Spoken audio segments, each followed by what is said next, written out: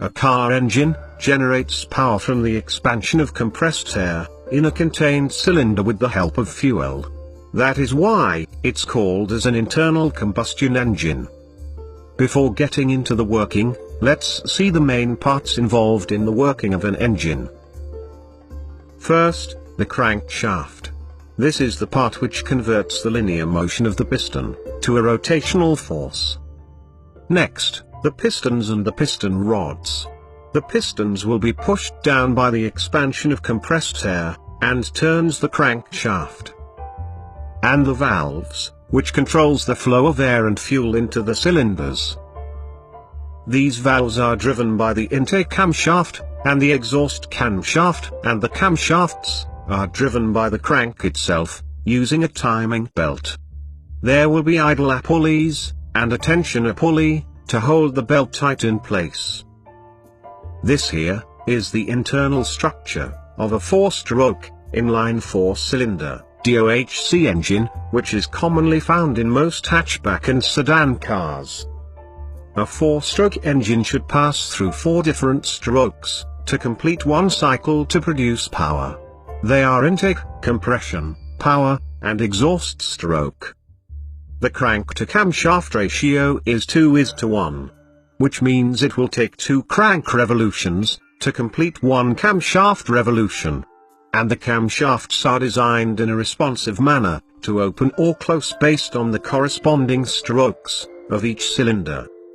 Let's take a look at a single cylinder, and see how a 4-stroke engine works in detail. In order to ignite the air-fuel mixture, a spark plug is used. This will ignite the compressed air-fuel mixture, with the help of an electrical spark. We will take it down by each stroke. The intake stroke. The inlet valve opens and the downward movement of the piston creates a suction. This pulls the air-fuel mixture into the cylinder. Once the air-fuel mixture is in the cylinder, compression stroke begins compressing the mixture. At this time both inlet and outlet valves stays closed. At the end of compression stroke, the air-fuel mixture is ignited by the spark plug. The explosion exerts pressure and pushes the piston down.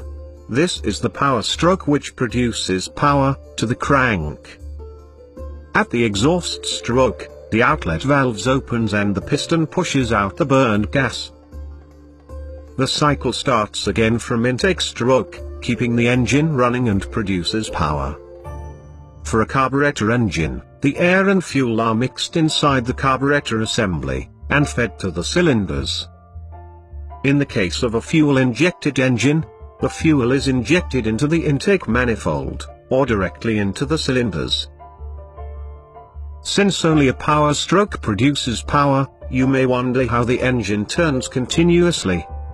Well, the answer is in the crank itself. The flywheel and the crank counterweights provides momentum, which keeps the crankshaft from stopping immediately. For a 4-cylinder engine, considering any time instance, one cylinder is always in power stroke, which produces more power and less vibrations comparing to a single-cylinder engine. And that is how a car engine produces power in simple.